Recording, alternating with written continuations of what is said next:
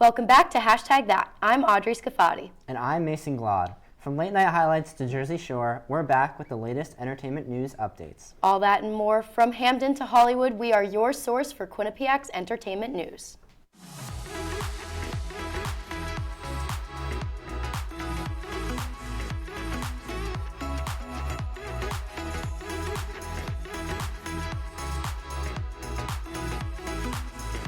From Hamden to Hollywood, we are your source for Quinnipiac's entertainment news. Actor Jonathan Majors has been dropped from several projects due to the recent domestic violence allegations. Last week, his attorney spoke out and said that, quote, Jonathan Majors is innocent and has not abused anyone. We have provided irrefutable evidence to the district attorney that the charges are false. We are confident that he will be fully exonerated, end quote. Variety reported on Wednesday that additional alleged abuse victims have come forward since Majors' arrest on March 26th. Majors is set to appear in court on May 8th. On Thursday, it was announced that all charges against Alec Baldwin have been dropped in the 2021 tragic death of Helena Hutchins on the set of the film Rustin. In a formal notice on Friday, prosecutors said, quote, new facts were revealed that demand further investigation and forensic analysis which cannot be completed before the May 3, 2023 preliminary hearing, end quote. Despite the charges being dropped, an investigation into the case remains ongoing, and charges may be refiled. In the meantime, Rustin has begun preparations to continue filming. At the upcoming 2023 MTV Movie and TV Awards, actress Jennifer Coolidge will be honored with the Comedic Genius Award. The award honors actors who have made significant contributions to the world of comedy. Coolidge is the sixth person to receive the award. Previous actors who have received the award include Jack Black, Sacha Baron Cohen, Melissa McCarthy, Kevin Hart, and Will Ferrell. Recently, Coolidge has had a recent upsurge in praise due to her role as Tanya in HBO's White Lotus. After her breakout role in American Pie and other iconic parts like those in Legally Blonde and A Cinderella Story, Coolidge has definitely paid her dues to earn the Comedic Genius Award. After nearly 25 years, Netflix will send out its final red envelope this September. Netflix announced that last week that it will end its DVD rental service this year, a service many did not know was still in existence. The service launched in 1998 and has continued since, even with the launch of the company's streaming service in 2007. In that time, the company has mailed out well over 1 billion DVDs to customers. While the service only has a small group of users now, the change marks the end of an era that launched the world's largest streaming empire. Lana Del Rey has been announced as the headliner for London's Hyde Park Music Festival this summer. The music festival will be celebrating its 10th anniversary on July 9th and will take place over 2 to 3 weekends. Del Rey is said to be joined by special guests at the gig, and they have yet to be announced. Other musical artists that will be headlining the festival this year include Pink, Guns N' Roses, Bruce Springsteen, and Billy Joel. Last year, the lineup included Elton John, the Rolling Stones, and Adele. This year will be Del Rey's first time headlining the iconic festival.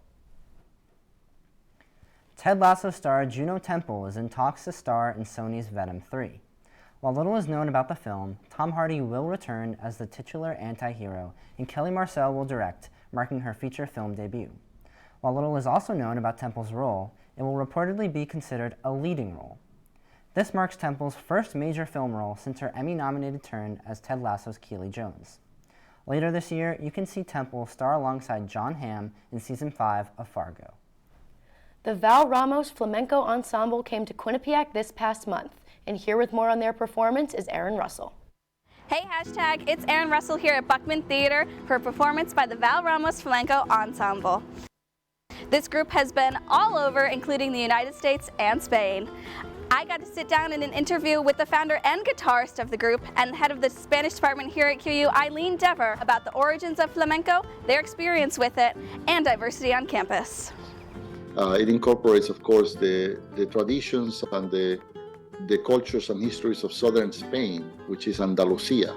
We bring all these cultures, the Roman, the Arabic, the Celtic, and also the Jewish influence, the Sephardic Jewish influence. So you see all this melting pot, right, of cultures, and it incorporates 3 elements. It incorporates the singing, the dancing, and the guitar. So I saw this nice ad in the campus newspaper, I said, just come in and audition to appear on the Disney Channel, the show coming on. And, I was already pretty good, I thought. And I said, I'm going to really practice, right? And there I was practicing. And in 1994, I decided to do a flamenco ensemble, a group, because I was influenced by Paco de Lucia. King Juan Carlos Center. Oh, wow. At NYU. When they inaugurated the center, I was the first guitarist, the first flamenco guitarist and guitarist to perform there. And then I did a workshop with the Center for Music Performance at NYU as part of that whole. That was in 1996, I think. And then I toured with my group in 97.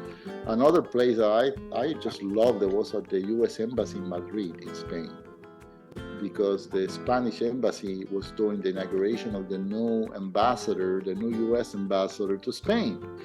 And they said, why don't we bring, someone from the United States who is a Spanish Latino kind of group there and perform. And so we turned that into a tour. Why is it important to bring cultural experiences to college campuses? Well, it's important that they also get exposed to the arts and to the different cultural experiences and musical cultures that exist all over the world. Because you can read about flamenco anywhere, right? But this one thing to read about it and to have a professor tell you about it is another thing for you to go to a performance. It really is about bringing new experiences to students and really broadening their intellectual horizons. And flamenco does that. To see that in the guitar, to see that all come together and to hear the history that's there is just really phenomenal. The performance was amazing and the audience loved it. Hopefully the Val Ramos Flamenco Ensemble will be back at Quinnipiac sometime soon. That's all I have here. We'll see you after this commercial break. Honey, what I think you need is a socket wrench. I played JV basketball. I'm sorry, I don't think it looks right. This is good, and it's all good, baby. Is it really all good?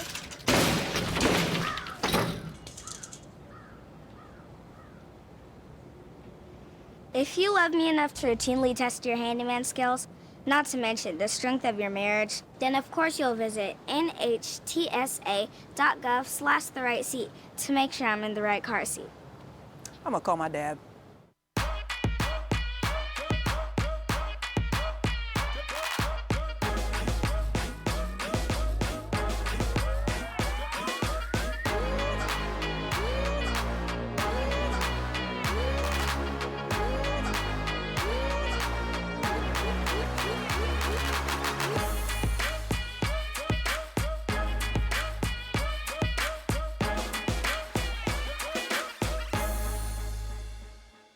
I know what you're thinking. I need a job. I need a new career. Well, I've been there. I've been there. I've been there. I wasn't happy with what I was doing. After high school, I didn't have a plan. I just wanted to start working. I got laid off twice, but you gotta keep going. You just need the right skills. Find an apprenticeship. I found a 2-year IT program. I found a medical course online. I'm now a consultant in the tech space. You have more options than you think. You can do this. You will find something. You will find something new. This weekend, the Quinnipiac Theater Program held the new Play Lab. This event invites all students to engage in the process of play development and try out playwriting and directing. Michael Katz-Flynn covered the event for us and has more insight on how it went. Hey, hashtag. This past weekend, Quinnipiac's theater program had its own new Play Lab where 6 students got to write their own shows and bring them to life in theater. Today, I was able to get a few interviews in on some of the people involved with this project. It's called Putting Our Heads Together. It's a show about a character who is we're like her emotions, but not like inside out. More like we have like names like articulation, melodrama, random access memory, and these are all not emotions, but however you describe. I don't know how you describe them, but it's not like inside out. So it's awesome because in this new Play Lab I get to do both. I'm acting in one show with David Cordero that we just saw, and I'm also directing a different show called Worcester College Tour. It's a really weird name to say it, and it's really interesting because I've only directed films before directing plays, and like it's so different, and it's like really exciting to work with my peers and be on the backstage of things rather than in the front of stage, which is so different. And like blocking a scene in film versus blocking a scene on the stage is so different, and because you have the audience right there and you can't just like get up close to show the shot that you want. You gotta like make it known where everybody can see them and have everyone have the same experience and have them loud enough and do all these certain directions that you wouldn't have to do in a film. I'm directing something called Winchester College Tour, like I said, and it is a college tour, which sounds boring at first, but when you put a whole bunch of like stereotypical cartoonish people in one confined space while a storm's going on, it gets chaotic and crazy and it's super fun. We got Karens, we got like those kids that just have not grown up clearly yet. We got that emo girl, we got that like stereotypical Instagram girl who cannot get off of her phone. It's just awesome. A student-written show is definitely, you have a lot more to play with. You can kind of just make these characters your own because they don't exist yet. Whereas with a pre-written show, usually someone has done it before. So then there's always like, oh, am I gonna do it like that? Or how are these people already portraying the characters? So you kind of have more of a box to fit into. Whereas with this, it's entirely new, so you can just do whatever you want and see if it works. So Unspoken Affection is about these two men in the 40s. They're roommates, but they might be a little bit more than that, but they don't get to know that until one of them shifts off to war, and this whole entire story is about their two perspectives on everything that's gone on in their lives and kind of how they feel about each other, but in two separate locations, so they never actually get to tell each other until one of them dies and only has a letter to tell the other how he feels. And then No Place Like Home is about this man, his name is John. He has a friend, Oswald, who works at a cafe, who's the character that I play, and he meets one of his long-lost loves, Dorothy, in the middle of the street as he's homeless, and they share a connection until at the end it is revealed that she doesn't actually exist. That's all I have for you today. Hope you guys were able to come out and experience the plays yourself. I sure enjoyed these shows. Back to you, the desk. We are back with my favorite segment, Late Night Highlights. And here to give us the rundown is Michael Rada. Michael, what do you have for us? Thanks, guys. There's so much going on in the world of late night television, so let's jump right into our first story. Earlier this month, Jeremy Renner made an appearance on Jimmy Kimmel Live promoting his new show, Renovations. In the interview, they talked about the snowplow incident that almost cost him his life. On New Year's Day, he jumped in front of a snowplow to save his nephew. Renner said he was on the ground for 45 minutes before being carried away in a helicopter. He talked about how he broke over 30 bones and how doctors kept finding more along the way. He went on to talk about a fake cameo video sent from fellow actor Paul Rudd. During the recovery process, Rudd pretended his name was Jerry and told him to get well soon. On Tuesday's The Late Late Show, James Corden welcomed fellow late night host Seth Meyers. They talked about how the pandemic changed Meyers' show, as he's the only late night host who doesn't wear a suit. He talked about how it was more comfortable to do the show from home and in just a shirt and jeans. Meyers also said that due to the lateness of the show, he thinks that there's almost no one wearing a suit and tie who is watching. Corden went on to say that he has only 7 shows left and asked Meyers what he thinks he will do after late night. He answered by saying he thinks he has no other talents and would love to do late night forever. They ended the interview by both doing Hugh Grant impressions, which Seth did in his SNL audition and Corden did it in front of the famous actor a few weeks earlier. Last week, Ana de Armas was brought to The Tonight Show with Jimmy Fallon. Fresh off of her hosting Saturday Night Live for the first time, they talked about how difficult the hosting process was. She said it was terrifying, but at the same time, it was the best experience ever. She was on the show promoting her new movie with Chris Evans called Ghosted on Apple TV+. She later shared a funny clip of the two of them from the rom-com. Armas was then surprised by Fallon and the people at Ben & Jerry's by giving her own flavor. It is Fallon's signature The Tonight Dough, but with condensed milk. The flavor is called Ana de Armas Leche. That's all I have for this week's late night highlights. Back to you guys at the desk. Thanks, Michael. The annual Coachella Festival took place over the past 2 weekends. Emma Dinnan has more on the festival. Hey, hashtag, it's Emma, and this week we're diving into one of the largest festivals in America, Coachella. Coachella is a 2-weekend-long music festival hosted at Empire Polo Club in Indio, California. It has been taking place since 1999, where it began as a 2-day rock festival headlined by Rage Against the Machine. Since its start, Coachella has grown even bigger, with this year it consists of 8 different stages and hundreds of different vendors. It's a big pull for influencer trips. These trips helped Coachella gain major popularity in 2019, where popular YouTubers would get houses together and vlog their weekends at the music festival. Now, on to the more important part, the music. This year's lineup included some massive artists, including headliners Bad Bunny, Frank Ocean, and Blackpink. One of the biggest parts of Coachella is its appeal to international music and artists from all over the world. It is celebrated for its wide variety of music and inclusivity of music from all different cultures. But let's dive into some of my favorites. First off, we have Labyrinth. He absolutely blew the audience away with his special guests and features this year. He's still a very new artist in the music industry, so this was a big deal for him. Weekend 1, he brought on special guest pop singer Billie Eilish to perform their song together for the first time ever on stage.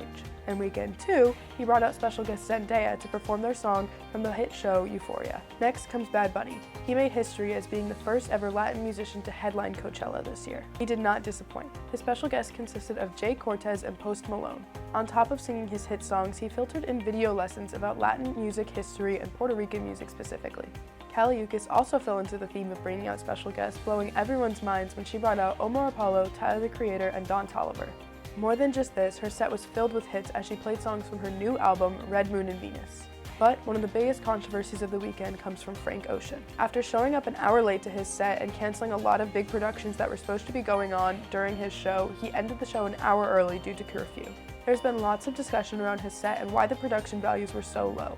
A lot of this is accredited to an injury that he received during day 1 at Coachella, but the audience members still really don't know why his set was the way it was. Since his performance at Weekend 1, he has pulled out of Weekend 2 of Coachella, and Blink-182 will be replacing him as a headliner for Sunday. Although we didn't get much from him at Coachella, he did say that there is a new album on the rise and he will be back soon. But regardless of all the good and bad parts of the weekend, this is the beauty of the music festival industry. Despite some bad reviews, Coachella will continue to see many more performances and another year at the Indio Polo Fields in 2024. That's all from me this week, hashtag. Now we'll see you back after this quick commercial break.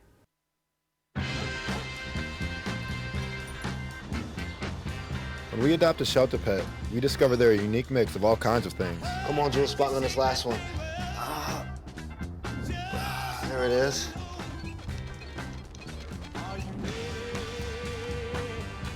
Keep going with it. Leo. They're a little bit of a lot of things, but they're all pure love.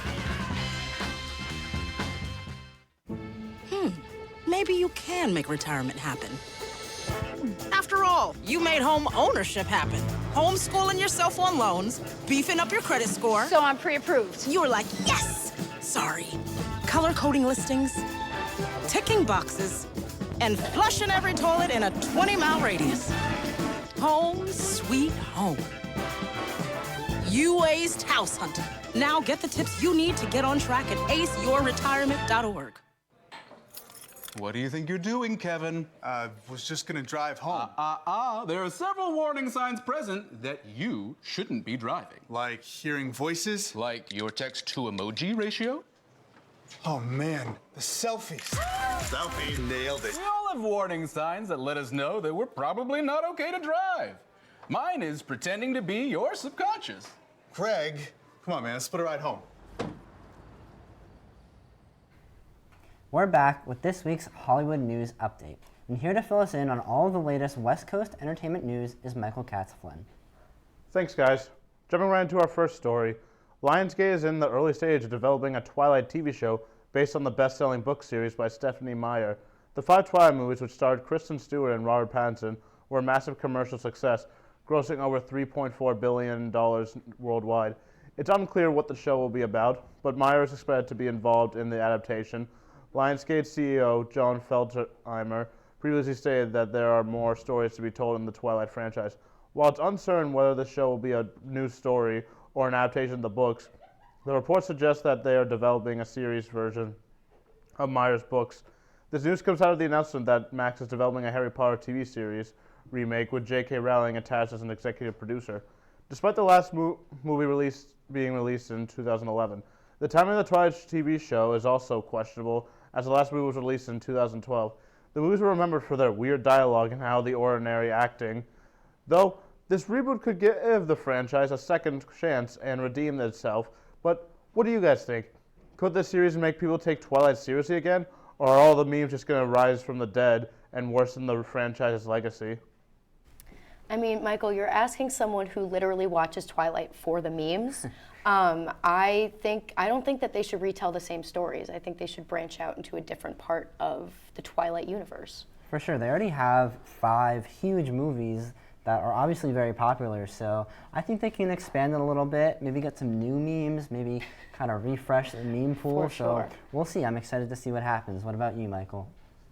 Yeah, I mean, I am very mixed on this issue. Twilight personally isn't my thing, but I mean, as successful as the movies were, they were very, very made fun of. So it could be nice for the series to get a second chance to be taken more seriously instead of having that legacy on back forever. Anyways, after no new census announcement back in February 2022, the upcoming live-action Knuckles series starring Idris Elba has finally started shooting. Production is currently underway in London, and Jeff Fowler, who directed both Sonic films, will direct the pilot and executive produce the series. Its cast includes Adam Pally, Eddie Patterson, Julian Barrett, Scott Mescaldi, Ellie Taylor, Rory McCain, and Tika Sumpter. The show will take place sometime after Sonic 2 and will serve as a bridge between that and Sonic 3. Fans have eagerly been away in this project, hoping for an adaptation of Knuckles Chaotix, since we know of the existence of Vector, Espio, and Charmy in this continuity from the prequel comic released before the second movie. But now they are a bit hesitant after reading the official synopsis. Paramount has revealed that the show will see Knuckles agree to train Wade as his protege and teach him the ways of the Echidna warrior. Wade was a cop in the two movies who served as a comedic relief, and fans are just unsure how having him as a main character would work, and if this will take away from the actual adventure. How's this synopsis sound to you guys? Is this series going to be cheesy, or will this secretly be a more interesting story? And could we still get introductions to other major Sonic characters? You know, after The Last of Us and Super Mario, I think no video game movies are off the table now. Nothing's cheesy anymore. It's just dollar signs for these companies. So I would definitely say that this is going to be really interesting to watch, and I'll tune in. What about you? I totally agree with you. I mean, it's Idris Elba attached to this show. I mean, how are you not going to watch it? I think the show's going to be a really big success, and especially with the hit that the Sonic's movies have been. What about you, Michael? I mean, I agree. I mean, if they can come back from that terrible design from the original trailer, I'm sure the series will be good, and it's secretly going to be more interesting. As for characters, I feel like characters like Amy and Rouge will be saved for the third Sonic movie, but I do think there is a decent chance of the Chaotix appearing in this, especially with the prequel comic. They may have just been cameos in the background, but I feel like they wouldn't have gone out of their way to include them if they didn't have plans to include these characters. For my final story, Amazon is reportedly making a dozen titles from MGM's extensive film and television catalog following its acquisition of the studio in March 2022. The titles being considered include RoboCop, Stargate, Legally Blonde, Fame, Barbershop, The Magnificent Seven, Pink Panther, and The Thomas Crown Affair. Some of the titles are being approached more towards film, while others towards television, and some bigger titles are being considered for both film and television adaptations. Amazon is actively developing TV series based on Fame, Barbershop, and The Magnificent Seven, while a Pink Panther movie, possibly animated, is also being considered. The development behind these MGM properties has been slow due to the complex rights issues, but Amazon is interested in expanding its films and television offerings, which beloved franchises from the past. While nothing is set in stone, Amazon's interest in MGM's title suggests the company is looking to expand its content offerings. While fans are open to some of these, most of these reboots feel a bit unnecessary. What are you guys' thoughts? Are all these reboots a good thing, or is Amazon just looking to make more money? What I was saying with Twilight, like, why don't we take these stories and maybe expand a part of the existing universe? Like, I just feel like we don't need to watch these movies over and over and over again. Yeah, I agree. We don't have to, but I think we're going to. I think these reboots are so popular that why not make them? Why not try a new cast? And we'll see. Sometimes they work, sometimes they don't, but I think we'll both be tuning in. I have a feeling. You're right. What about you, Michael? Yeah, no, I am mixed on some of these, but being given a handful of these movies, it's been a very long time since they initially released, so I feel like a sequel might not hit as well as a reboot would, just given how long it's been. So only time will tell. Some I'm for, some I'm not, but we will see. Anyway, that's all I have for this week's Hollywood News Update. We'll be right back after this commercial break.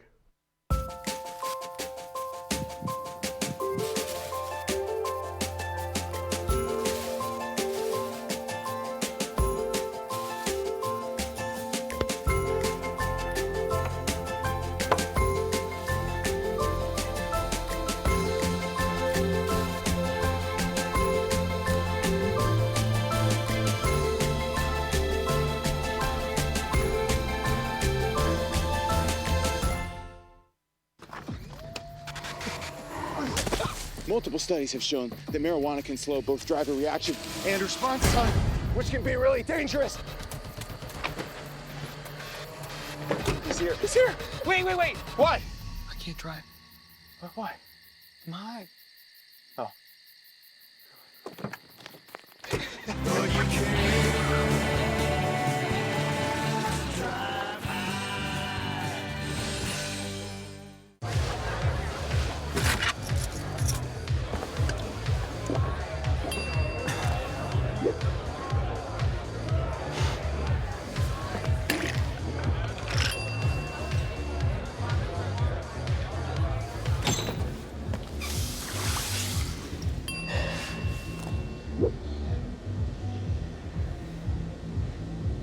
If you need to do something to feel okay to drive, you're not okay to drive. Don't drive buzzed. MTV's Jersey Shore has been altering pop culture and my favorite beaches for 14 years. And here to talk about the most iconic moments is Liz Ippolito.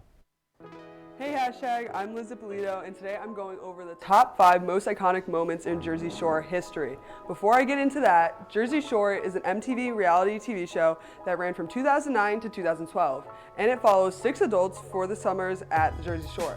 The show also has a reboot called Jersey Shore Family Vacation that follows the gang in their adult lives. For those who have never seen Jersey Shore, a major spoiler is in effect. Starting at number 5, we have Angelina's divorce party. In season 7 of Jersey Shore Family Vacation, the gang goes to New Orleans right after Angelina's messy divorce. In attempts to make her feel better, Snooki plans a divorce party, but it's not what you think. Snooki brings everyone to a cemetery at night, dresses them in black cloaks, and gives them candles. They all surround Angelina as she burns her wedding dress. Moving to number 4 is when Mike calls Angelina a dirty little hamster. That's right, in season 2, Mike gets fed up with Angelina never cleaning the house. It leads to a screaming match between the two where Mike calls her a dirty little hamster, which may be one of the most iconic phrases of the show. Then at number 3 is the craziest brawl in Jersey Shore history between Ron and Mike. In the show's 4th season, the crew goes to Italy for the summer, and during this time, Mike and Ron fought frequently. During this season, Ron was talking to a mystery girl on the phone, and Mike ends up telling Sammy. And when Ron finds out, he attacks Mike while he's sleeping on the couch. Now the fight is very intense and leads to Mike running into a concrete wall out of anger and ultimately being carried out on a stretcher. A no surprise number 2 is Snooki's arrest. In season 3, Snooki, JWoww, and Dina decide to have a meatball day, meaning shenanigans from sunrise to sunset. This day in particular, Snooki becomes wildly intoxicated and runs away from her friends. She flees to the beach where she utters the iconic line, "Where's the beach?" She is found by the cops and is ultimately arrested for public intoxication. And we all saw this coming. The most iconic moment is the note. During season 2, on-again, off-again couple Ron and Sam was at its worst when Snooki and JWoww take it upon themselves to let Sammy know that they saw Ron with other girls. They write an anonymous note and tell Sammy everything about her relationship that she didn't know. The whole thing blew up on the house, but it was incredibly entertaining to watch. That's it for me. This week, back to Audrey and Mason at the desk. With this being myself and Mason's last time hosting Hashtag, we wanted to say some final words about our time here at Q30. I started college in August of 2020. Things were tricky because of COVID restrictions. I couldn't really leave my room, a lot of my classes were online, and I wasn't motivated to do anything outside of my classes. January 2021 rolled around, and it was time for me to start the spring semester. My friends had been doing Hashtag that since the fall, and they convinced me to join them. After my first Hashtag show and package, I had found something that I had fun doing and that I cared about. I was at every single Hashtag that show for the rest of the semester. I had met great people, created a recurring segment with Mason that I loved making, and I was spending time with my best friends. That summer, I applied to be an associate producer for Hashtag that, and I got the role. My entire second year of Q30 was all Hashtag. Utilizing the green screen, trying new things with our set, and devoting every Monday to the media suite was the best. I had found my home. After being so heavily involved in one show, I decided that I wanted to do more for the station. Last year, I applied to be Q30's vice president, and now here I am saying my senior goodbye on the show that started it all. My 3 years in this station have been amazing, and it will be weird not being as involved as I have been as I enter my grad year. Everyone in this station is incredibly talented and will continue to do great things inside and outside of the station. The drive and passion that Q30 members have for the station and the content that we create is inspiring, and the energy that surrounds us in the media suite every day inspires me to work hard and do my best. I want to thank the friends that I have made in this club. I'm so grateful to have these memories and continue making new ones outside of Q30. Thank you to the Q30 cabinet who has helped me through so much this year and has made such a great team in improving the station. I'm very proud of all the mark we've left on this station. Finally, I would like to thank Krista Brong, Mason Glott, and Isabella Foley. With confidence, I can say that my time at Q30 wouldn't be the same without them. I love you all. I'm so thankful for this station and all that it has done for me. This marks my final time appearing on #that as an undergraduate student at Quinnipiac University. My first semester at college, like Audrey, started in August 2020, when our entire experience was defined by the COVID-19 pandemic. Thanks to some wonderful friends, I joined Q30 with an interest in media, not totally understanding what I was getting myself into. I landed at #that and enjoyed the environment, but really only saw it as a hobby. By June 2021, I had made some friends and started my own segment, Marvel Mondays, with my good friend sitting next to me. As I entered my second year in August 2021, I decided to take a chance and apply to be an associate producer for #that and a beat reporter. Luckily, my peers took a chance on me as well. My second year was full of wonderful memories as part of an incredible producing staff. And this year, I had the honor of sitting on Q30's cabinet as the marketing director. I always tell people I have the best job, because my only task is just to highlight the amazing work of the people around me. I hope I made you all proud. I cannot say that this experience in Q30 has been entirely easy. This organization has provided me with immense challenges and time crunches that have certainly taught me lessons every day. However, it was never truly that hard because of the incredible people I had alongside me. It would be impossible to name everyone, but I wanted to give a special thank you to so many people who have helped me every day, including, in no particular order, Isabella, Ben, Michael, Luca, Audrey, Krista, Will, Ethan, Fiona, Vanessa, Elaine, Hepzibah, Liz, Gabby, Karina, Joe, David, Abby, Alyssa, and so many more. I have learned more from you than you will ever know. While sitting on the cabinet has been an incredible experience, the one thing I have learned the most is how truly unimportant we are as a cabinet. The true magic of these shows and this station lies in the producers, beat reporters, cast, crew, talent, and general members currently behind the cameras, in the control room, and working hard each and every day. I am in incredible awe of how dedicated everyone is to this station, and all I can say is thank you. Truthfully, I do not know what next year holds for me. For all I know, I could be on air every day next year, or maybe not at all. But I feel the time is right for me to say a formal goodbye to the show and the station, and to spread my wings and expand my horizons, as hard as it is. However, I feel lucky that although I am saying goodbye to playing an extremely active role in this station, I'm not saying goodbye to many of our members and my good friends. I will certainly be around next year, available to answer any questions and willing and eager to hang out, talk, go to the movies, or anything else. I also still anticipate calling the Media Suite my main campus home for the foreseeable future. So once again, thank you to my friends and my family for their incredible support, and thank you Q30. This organization has been a defining piece of my college experience and has truly been a labor and place of love. I'm so incredibly excited for the future. And with that, that's all we have for #that. Signing off for Q30, I'm Audrey Scafati. And I'm Mason Glott. Thank you for watching every week. From the producers, talent, and everyone working hard behind the scenes, thank you for watching. We will see you again next week.